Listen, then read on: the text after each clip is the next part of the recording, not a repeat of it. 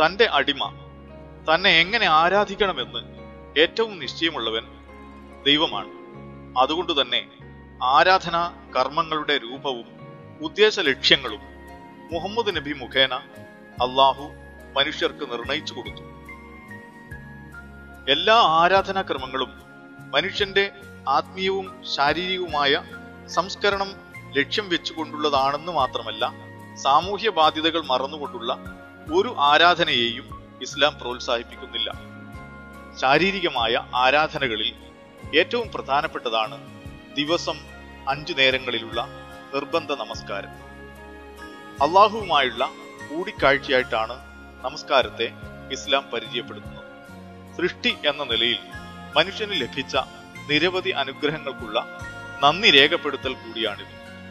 5 നമസ്കാരങ്ങൾക്കിടയിൽ വന്നേക്കാവുന്ന പാപങ്ങൾ കഴുകിക്കളയാനും തങ്ങളുടെ ആവലാദികളും വേവലാദികളും രക്ഷിതാവിന്റെ മുമ്പിൽ സമർപ്പിക്കാനുള്ള അസുലഭ അവസരം കൂടിയാണ് നമസ്കാരം.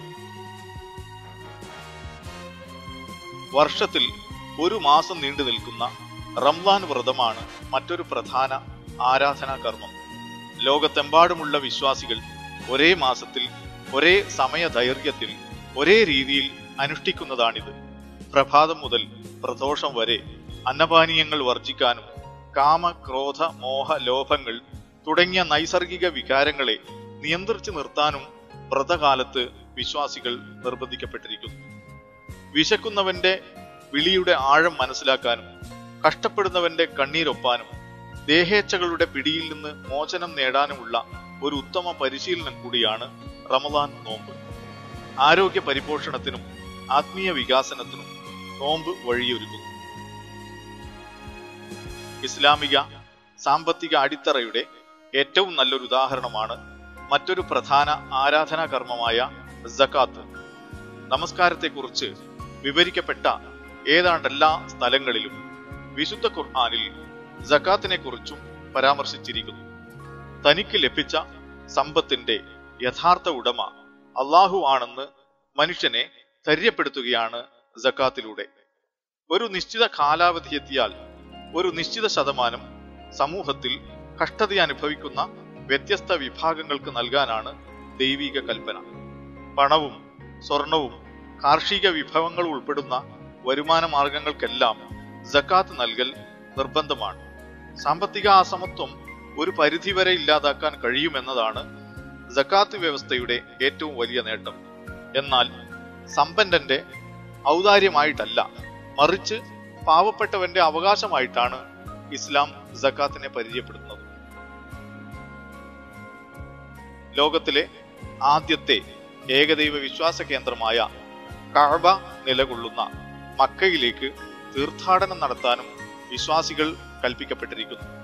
ഹജ്ജ് എന്നറിയപ്പെടുന്ന ഈ പുണ്യകർമ്മം നിർവഹിക്കാൻ ലോകത്തിന്റെ വിവിധ കോണുകളിൽ നിന്ന് ലക്ഷക്കണക്കിന് വിശ്വാസികൾ വർഷത്തിലൊരിക്കൽ കഅബയിൽ ഒരുമിച്ച് കൂടുന്നു.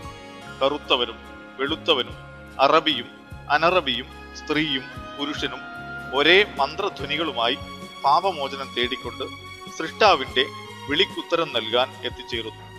തിന്മയുടെ പ്രതീകമായ പിശാചിനെ കല്ലെറിയുന്ന ചടങ്ങിലൂടെ സ്വന്തം ജീവിതത്തിൽ ഒട്ടിപ്പിടിച്ചിരിക്കുന്ന തിന്മകളെ വിഭാടനം ചെയ്യുമെന്ന് ഓരോ വിശ്വാസിയും പ്രതിജ്ഞയെടുക്കുന്നു. ഒരൊറ്റ ആദർശത്തിന് കീഴിൽ അണിനിരക്കുന്നവരുടെ ഐക്യത്തെ പ്രതിഫലിപ്പിക്കുന്ന പുണ്യകർമ്മം കൂടിയാണ് ഹജ്ജ്. ശാരീരികമായും സാമ്പത്തികമായും പ്രയാസം അനുഭവിക്കുന്നവരെ ഈ പുണ്യകർമ്മത്തിന് നിർബന്ധിക്കപ്പെടുന്നില്ല എന്നത് ഇതിന്റെ മാനുഷിക മുഖത്തിന്റെ തെളിവാണ്.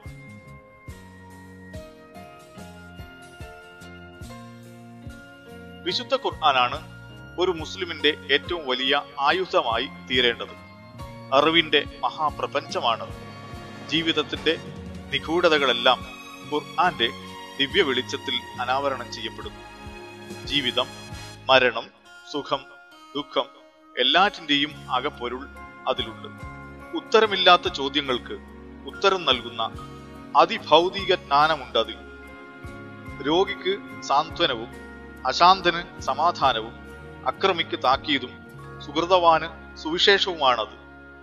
വിശ്വസാഹോദര്യത്തിന്റെ ന്യായപ്രമാണവും വിമോചനത്തിന്റെ നേർവഴിയുമാണത്. സംശയങ്ങൾ ഏതുമില്ലാത്ത മാർഗദർശനമാണത്.